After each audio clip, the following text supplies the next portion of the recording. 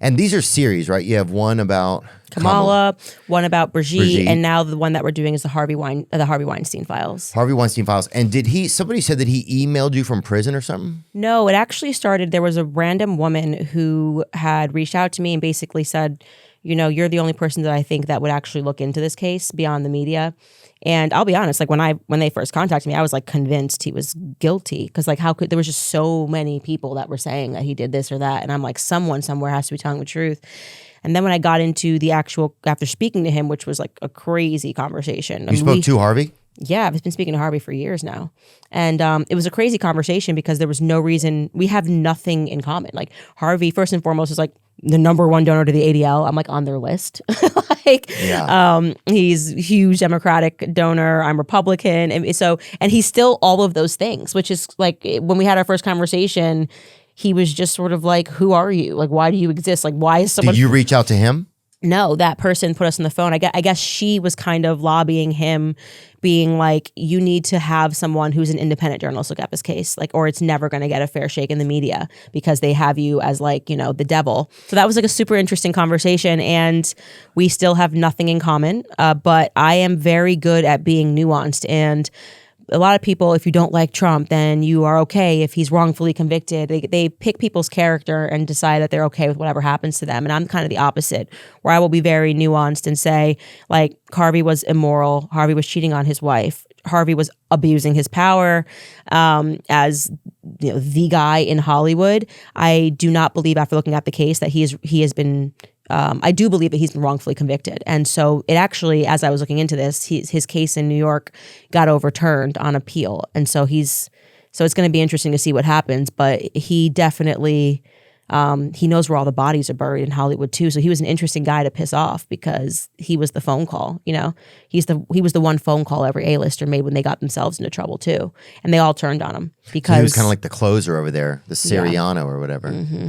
And when the MeToo movement happened, I think men were scared. So a lot of them turned on him because what other option did you have? They had woman after woman after woman coming out. And men could not stand up in that environment when it first happened. Mm-mm. And so I think a lot of them turned on him because they just were, it was basic self-preservation. Oh, I checked my penis in the hospice, I remember. It was just a tough time for guys. Yeah, you were afraid to shake dudes' hands. I remember that. You were afraid to even be, like, it was scary. And you would try to speak up for friends that you didn't think did something or that you did. And then, like, you would just be bastardized online. Like, I remember there was, like, famous, like, celebrities who would, like, tag me and other friends in tweets and be like, they knew everything, just shit. Like, what are you fucking we do not know, you know, but crazy shit. Mm-hmm. And careers were being ended, like on a blink of a tweet. Yeah. She'd be like, he looked at me funny, and they would be like, he stepped down from the corporation today. I'm like, over the tweet? What's happening here? It was wild times.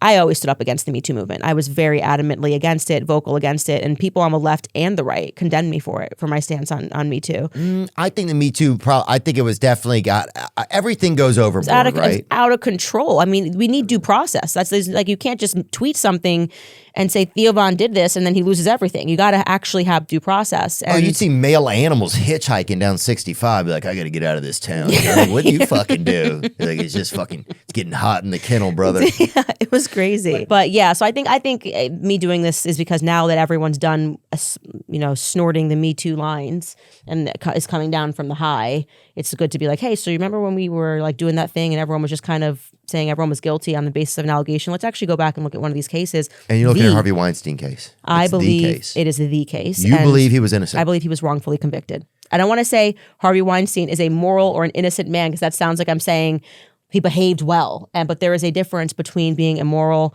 and being a person who abuses their power and being a person who was running the peninsula like his own personal brothel and being a cold-blooded rapist. And so I want to show people what, because I was shocked opening these documents and text messages and emails and reading what these women were saying after their rapes. And like, you know, there's a certain way that I would speak to my rapist, and that is not at all, right? Right. And so, you know, some of these... And is a lot of this stuff public domain? No, because the media would not report on it. And it's so similar to what we saw with this like whole Blake Lively thing going on, where once they drop the article, the New York Times removes context. Like, it's like, okay, well, if we had had those messages that she sent to Justin Baldoni, people would not have instantly tried to cancel Justin Baldoni because they would have said, oh, this needs context. And now it's time, we're now in the era of context. So we need to go backwards and look at that most crucial case because that was the beginning of it all. And he took the fall for the Me Too movement. And he's still a very powerful person. Like it was like, we have gotten into it. Like I'm just like arguing in prison with Harvey Weinstein, and you can see who he is and who he was. But I just believe in justice. If I hate you, I will still defend you if I think you're wrongfully convicted. I hated Matt Lauer, and I was like, come on, guys, calling him a rapist because he had an affair with his intern. I mean, women are just always so hopeless. Why even hire an intern? Yeah, I know. I mean, but the men get That's powerful. A joke, too. Yeah. That's a joke. I think, yeah. And that's for men now, though. I mean, like, what is the incentive to hire women after the Me Too era? If we don't go back and course correct, I would be scared. I will say this. As a guy. I was afraid to bring female comics on the road because it was spooky. Yeah. And you would be like, well, what if one wrong joke? Right. What if I look at them a certain way? I mean, I'm in like we just did a movie, a friend of mine and I just self-funded our own film and put it together and everything. And so we just got done doing it. And I was like, on set, I was like, can't joke around, got to be careful what you're saying. Or I would yell out, that's a joke, right? If I said something that I thought might be obtuse, you know? And that's what I mean. That's not fun.